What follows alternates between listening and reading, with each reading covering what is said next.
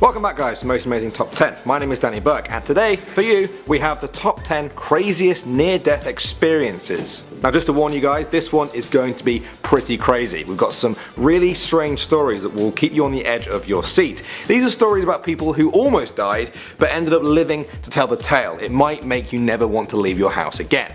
Let's see though as we get into our number 10, and we have Dr. Mary Neal. In 1999, Mary Neal was an American surgeon who was kayaking in Chile when her boat crashed over a waterfall and pinned her underwater against some rocks. She was completely submerged, about 10 feet underwater. As she started to drown, she had a religious experience where she was being greeted by spirits and people who gave her an enormous sense of love. She then saw her own body being pulled ashore and being given CPR. She was eventually revived. Now during all of this, she said God told her that her 9-year-old son at the time, Willie, was going to die one day, but he didn't say how.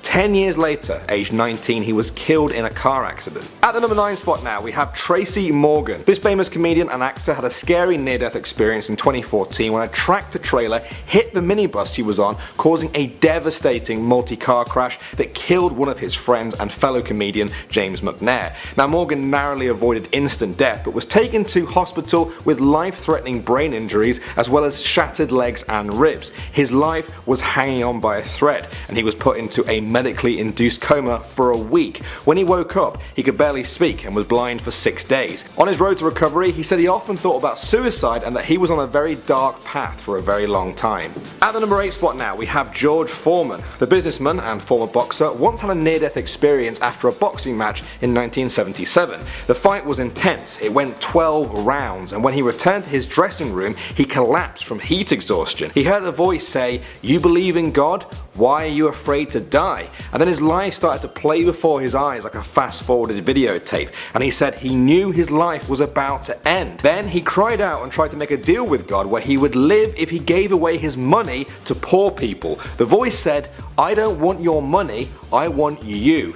He later described the place he was in as a dark void, a vacuum without love, light or happiness. Coming in at the number 7 spot now, we have Gary Busey. This famous Hollywood actor has had quite a few run-ins with death, but perhaps the worst was his motorcycle crash. In 1988, he was out riding his motorcycle without a helmet on when he went flying over his handlebars and smashed his head onto the curb. He split his skull wide open and created a huge hole. During emergency back surgery, he died on the operating table, and Gary said he went to the other side and saw balls of light just floating in the air. Now 3 of them apparently approached him and he realized that he himself had no gender anymore. He was not his former self. The light told him he had been doing good in his life and that he may go with them now or return to his body to continue his destiny. Now Gary chose to return and told everyone that what he saw were angels. The experience actually made him dedicate his whole life to Jesus. Moving on to number 6 now, we have Elizabeth Taylor.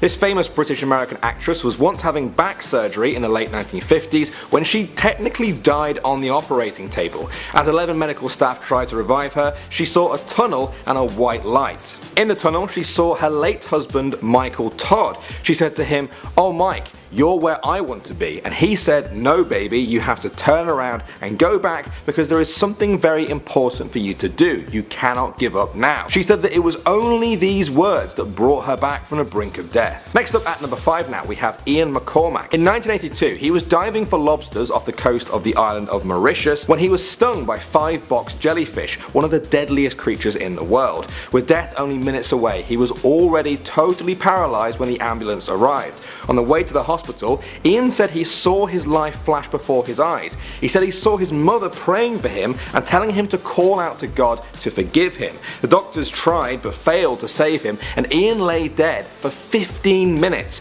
During this time, he described being in a long dark tunnel where he could put his hand through his own face. Then a light appeared at the end of the tunnel that gave him an immense feeling of warmth and comfort, and a voice asked him if he wished to return to his body. He said yes, and the voice showed showed him a Bible passage that he had never heard of before. When he came back to life, he was an instant believer in Jesus because he went to check the Bible, and sure enough, it was a real passage. Moving on to number 4 now, we have the story of Colton, a 3-year-old boy who had a near-death experience in 2003. He was the son of a pastor who had emergency surgery and later said he entered heaven. He said he could see the doctors operating and his dad praying in the waiting room. He then began to describe events that he shouldn't possibly have known. He said he knew about his unborn sister that his mother had miscarried some years before. He also described details of his great-grandfather who died 24 years before Colton was even born. He even said he met Jesus, who was riding a rainbow-coloured horse, and that he sat on his lap as he sang to him. The story fascinated people and was eventually turned into a book that sold over 10 million copies, as well as a movie that earned over $100 million. Coming in at number 3 now, we have Anita Morjani. In 2006, she was fighting a losing battle with cancer. She had dropped to just 85 pounds in weight with massive inoperable tumours on her skull and abdomen. She ended up dying from this and said at that point she crossed over into an afterlife. Suddenly, she had a sense of being able to see everything, and then she met her father, who had died some years before. He told her that if she goes any further, she won't be able to turn back. Anita said she struggled to turn back because the place she was in was just so beautiful and there was no pain for the first time in years, only love. But she also had a moment of clarity where she knew that if she returned to her body, the cancer would heal. Sure enough, she came back to life and the tumours shrank by 70% within just 4 days. The doctors were shocked, but Anita said she knew it wasn't her time to die. Moving on to the number 2 spot now, we have a woman called Crystal McVeigh. During an operation in 2009, she died on the operating table. She said she experienced a trip to heaven that was beyond human words. However, she described God as an immense brightness. But here's the interesting thing, a brightness that she could feel, taste, touch, hear and smell. All of these senses and more totally consumed her. Crystal said she felt as if she had 500 senses, ones that she had no concept of here on Earth. She later said she was always a doubter when it came to God's existence, but when this happened, she never wanted to leave that place again. However, she said God sent her back to her body after freeing her from her shame and guilt. And finally, number 1, we have Ben Breedlove. In 2011, the 18-year-old from Texas posted a video to YouTube called "This Is My Story." He held up index cards that told the story of his rare heart condition that once required surgery. He vividly recalled being in a white room that had no walls. The room just didn't end. He said he was there with his favourite rapper, Kid Cudi.